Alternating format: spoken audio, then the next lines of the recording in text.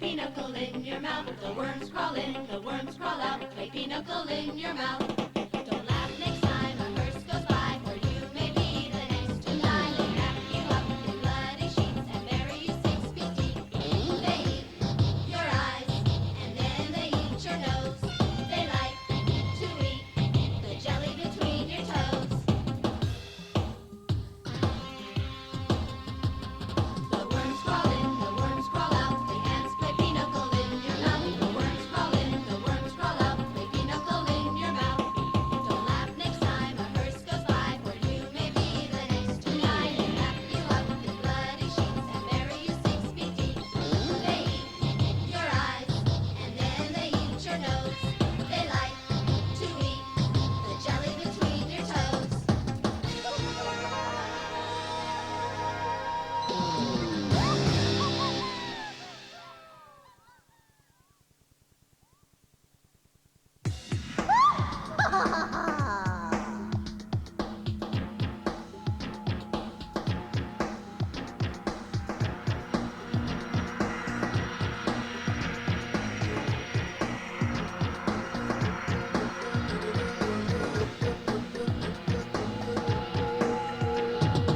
At the hour of 6, there wakes a little witch. At the hour of 7, she comes into the kitchen. At the hour of 8, she sets out all the plates. At the hour of 9, she makes a batter fine. At the hour of 10, she puts some berries in. At the hour of 11, she bakes it in the oven. Cook some carrots and some meat. Then at 12, it's time to eat.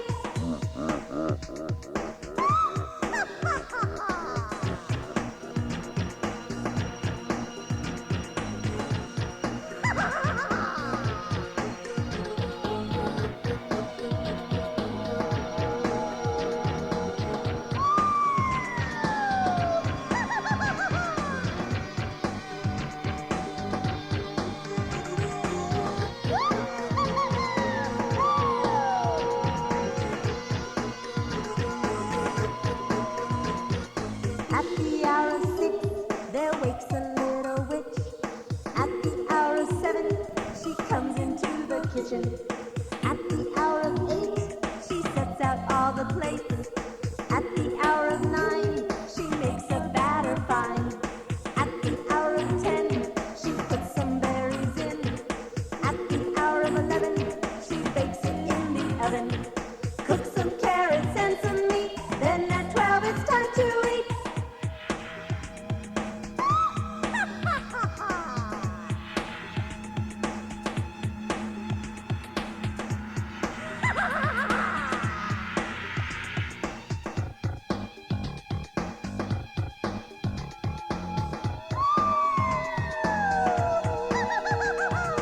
At the hour of 6, there wakes a little witch.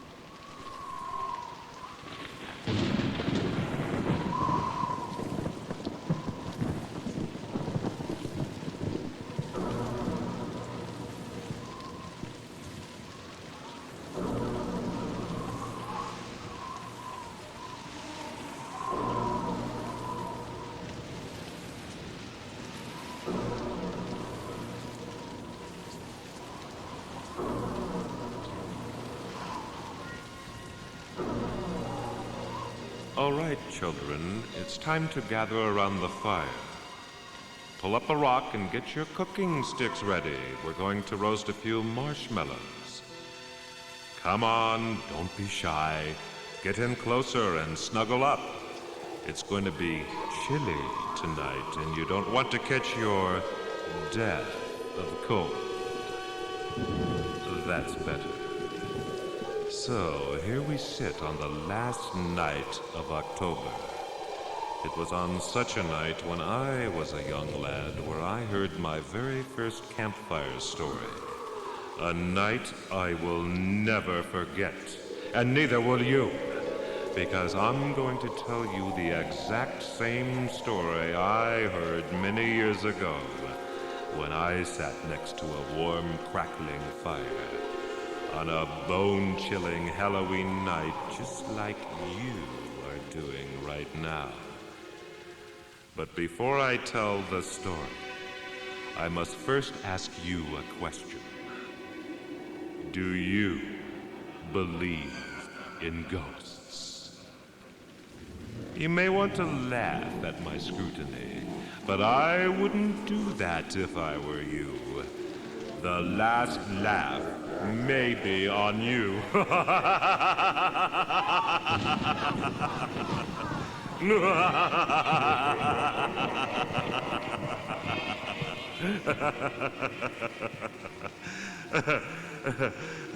Well, there are some places where people do believe in ghosts. And for good reason. You might have heard of the place, and then again, you might not. Most people are afraid to go there, even though it's not far from here. In fact, it's just down the road a piece, in that neighboring valley. It's that old little quiet, unassuming, quaint town which everybody in these parts knows as a place called Sleepy Hollow. Here's what happened there. On a cold autumn night, much like this one, around a cozy fire, a new arrival to the town, a tall, thin schoolmaster named Ichabod Crane, sat and listened intently as Dutch wives spun yarns about their dreamy valley village of Sleepy Hollow. Ichabod was a very learned man, not much a believer of ghost stories. However, the town's women told him a gruesome tale of warning given to all newcomers to the region. One plump wife began the tale. During the Revolutionary War, she started, was the beginning of the most famous ghost story of them all. But it isn't just a story. It's real, and it takes place over there in Sleepy Hollow. A soldier in the war, while scouting a dangerous area of the war-torn battlefield, heard a hissing noise. He stopped to look, and through the dense gray fog and smoke of the field, he saw a large black object, and then a bright flash. Yes, kaplooey. He got his head shot off by a black iron cannonball. You're probably wondering if the blasted head was ever found.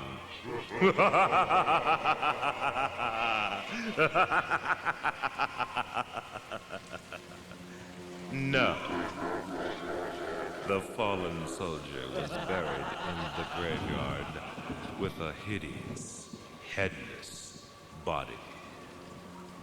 Now, whenever there is a gloomy, foggy night, like the day the soldier died, his ghost rides a ghoulish horse out to the old battlefield in search of his lost head. And when he doesn't find it, he gallops back like a storm to the church bridge. You can see it right behind those trees. Yes, it's the very same bridge where the headless ghost always rides.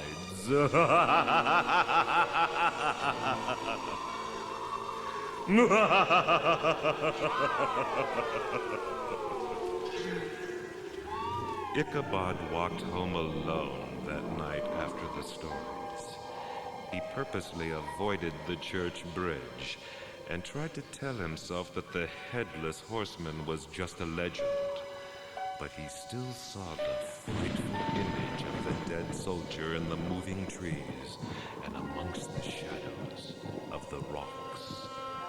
The next day, the new school teacher was invited to the home of the very rich and powerful Baltus Van Tassel, who wished Ichabod Crane to instruct his beautiful, most beloved daughter, Katrina, in the art of singing.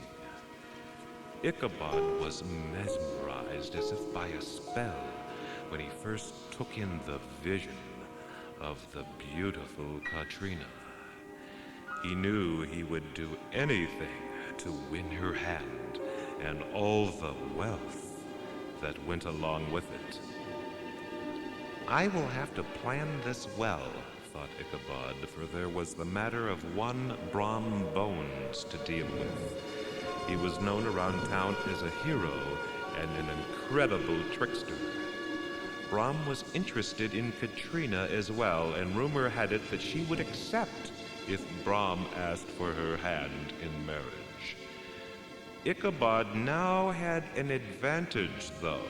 He would see the lovely Katrina daily while giving her singing lessons, and this would give him time to win her love. Wait a minute. Listen. Over there by the forest. Don't turn around! Sit still or the ghost will catch you.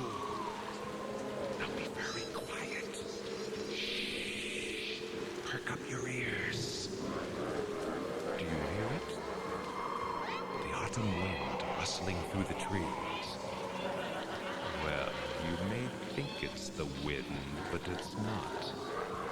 Sit very still and listen very, very carefully. Yes, that's it. You can hear it. The whistling of the cold air currents is actually the voice of Katrina's ghost, singing the very lessons taught to her by Ichabod Crane himself ages ago. Her sweet serenades continue to haunt the valley. Katrina, even in death, could not resist an audience, especially when the opportunity arose for her to bestow her charming vocal expressions upon captive ears. So the next time a fall breeze blows in your ears, take care. It could be the wandering spirit of a passing ghost.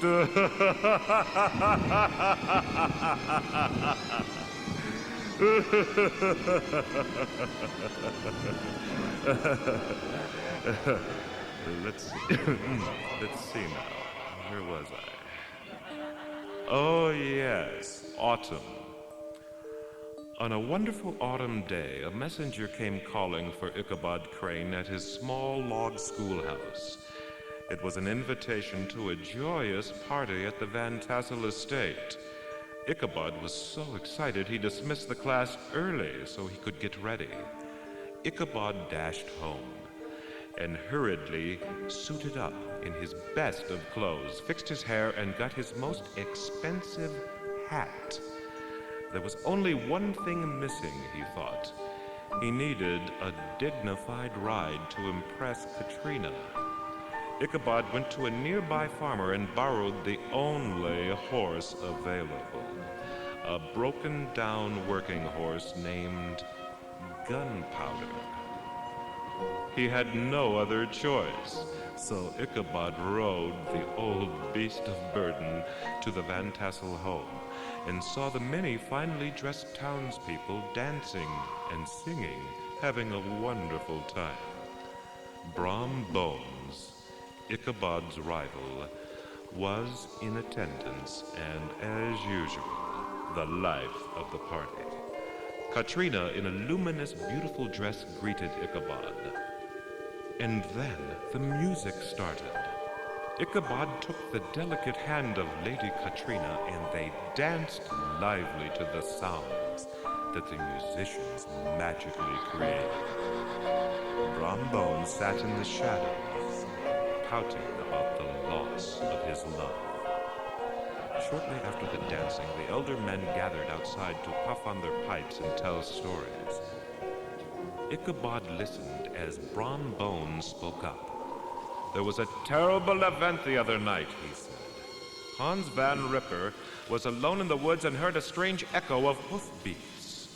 All of a sudden, he found himself chased by a headless horseman. He knew he would burn in hellfire if the spirit got hold of him. He galloped for his life, and just before his steed collapsed from fear and exhaustion, they made it across the old church bridge. The evil headless horseman rode on after Hans, and as he got on the bridge, he burst into a swirling bright fireball and was sucked back down into the depths of the earth. Lucky Hans had made it out alive. All the men shook their heads in amazement. The ominous news broke up the party early, and Ichabod Crane rode out on Old Gunpowder into the dark night. He rode on until he reached a misty hollow called Wiley Swamp. Crane began to go over a rickety wooden bridge crossing a creek, but Gunpowder stopped cold. He wouldn't budge, not even with a hard whack of the switch. Ichabod heard a noise of another horse and looked over by the trees. A dark figure was there, but our hero couldn't make out who it was. Finally, Ichabod's old workhorse moved, slow at first and then faster. The dark figure matched every move, and when it got to the top of a small hill illuminated by some moonlight, Ichabod gasped in horror, for it was a rider upon a horse as black as the night, and the rider had no head, except for the one carried on the saddle. The glowing eyes of the decapitated head seemed to be looking directly at Ichabod. Ichabod frantically kicked Gunpowder, and off he went. Crane held on to his horse's neck for dear life.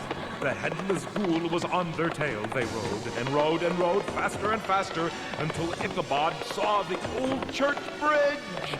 If only I can reach it like Hans did in Brom's story, I will be okay. He hoped. He gave a final swift heel to Gunpowder, and they stormed over the bridge to the other side. Crane glanced back to see the headless horseman still following. He thought to himself, The demon hadn't burst into flames yet. Why not? the headless rider rose slowly in his saddle and brought his head up in his hands. What is he doing? Crane thought. Just then, the ghostly apparition threw his grotesque, detached head at the horrified Ichabod. He sat petrified with fear as it impacted him with a supernatural force. Smash! The next morning, Ichabod Crane was not to be found. Old Gunpowder was discovered at the farm, happily chomping away on hay, and the lost saddle was found on a trail marked by curious tracks. The town children waited patiently at the log schoolhouse for instruction, but no teacher showed up that day. Some villagers found horse tracks which led to the bridge and Ichabod's hat. Next to it was a smashed pumpkin. Lady Katrina was soon wed to Brom, and all of Sleepy Hollow rejoiced. Whenever the story of Ichabod's fate was told, Brom laughed out loud. Katrina got her wish of marriage, and the town was back to normal once again.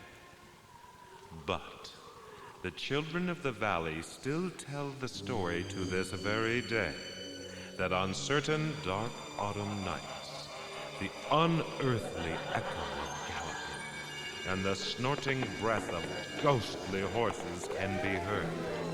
And if you watch from the corner of your eyes, you can see the misty, nightmarish vision of the headless horseman of Sleepy Hollow chasing the ghost of Ichabod Crane.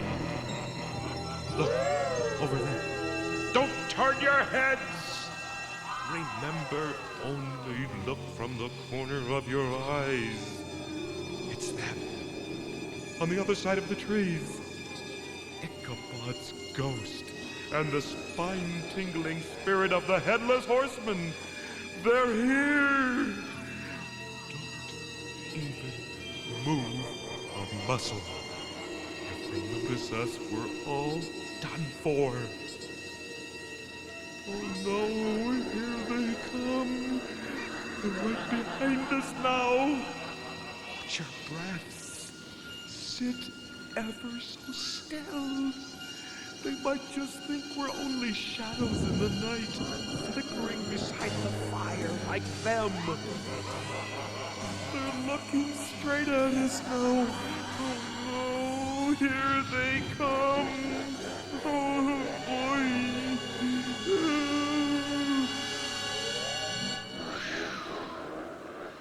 Oh, thank heavens. Okay, you can breathe easy now. They're riding on. See them? Just beyond the forest. Away they go.